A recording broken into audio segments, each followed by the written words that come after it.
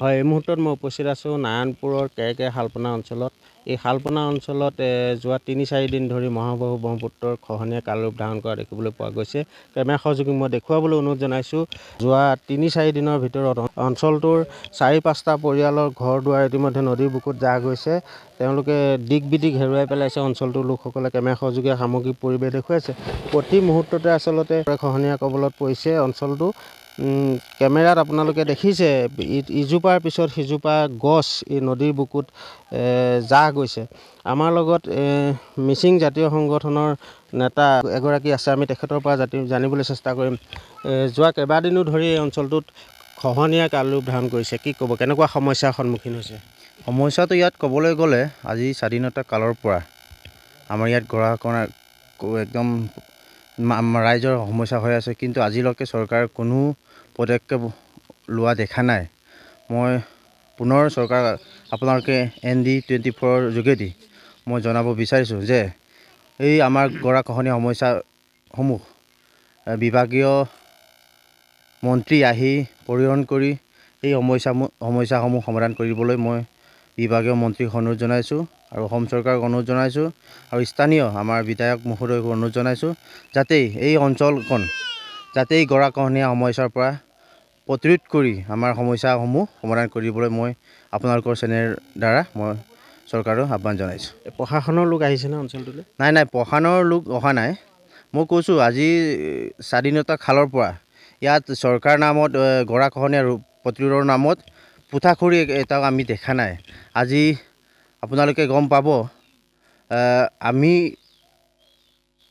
কিছুমান অঞ্চল দেখাই নাই আগৰ পৰা। আজি বহুত বছৰ, বহুত হেক্টৰ মাটি ইয়াত ব্ৰহ্মপুত্ৰৰ কবলত পৰিছে।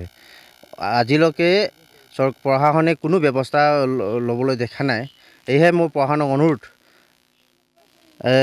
আজি দুই তিনিৰ ভিতৰত আজি 4-5 ঘৰ আমাৰ স্থানীয় মানুহ ঘৰ দুৱাৰ গৰাই উঠাই নিছে, সমূহ ব্যৱস্থা কৰি দিব লাগে আৰু ক্ষতিপূৰণ দি উক্ত গড়সমূহ স্থায়ী জেগাত মানে শ্বিফটিং কৰি দিব লাগে, মই অনুৰোধ জনাইছোঁ। হয়, আচলতে স্বাধীনতাৰ ৭৫ বছৰৰ পিছতো অঞ্চলটোলৈ চৰকাৰ প্ৰশাসনৰ কোনো সহযোগিতা নাই বুলি স্থানীয় লোকে অভিযোগ উত্থাপন কৰিছে। আমাৰ লগত আন ব্যক্তিসকলো আছে। কি ক'ব, শেহতীয়াকৈ খহনীয়া ভয়ংকৰ ৰূপ ধাৰণ কৰিছে, কি ক'ব?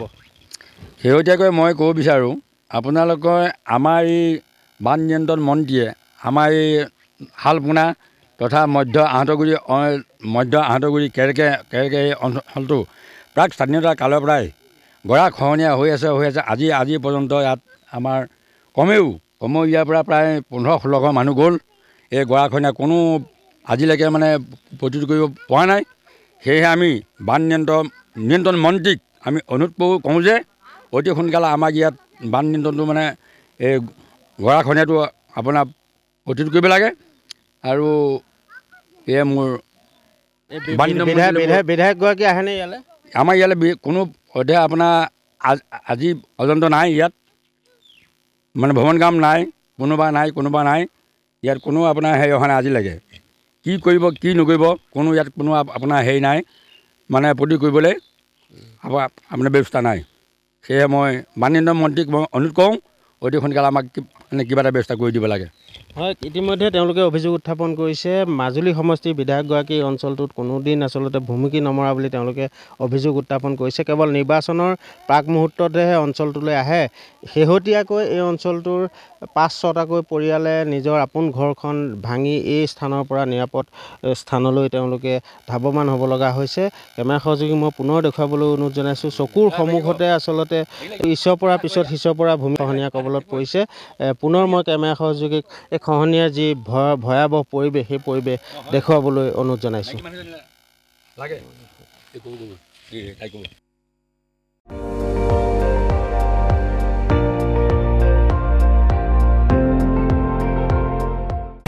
আপুনি চাই আছে ND24, সৰ্বশ্ৰেষ্ঠ নহয় সৰ্বোত্তমৰ দৌৰ।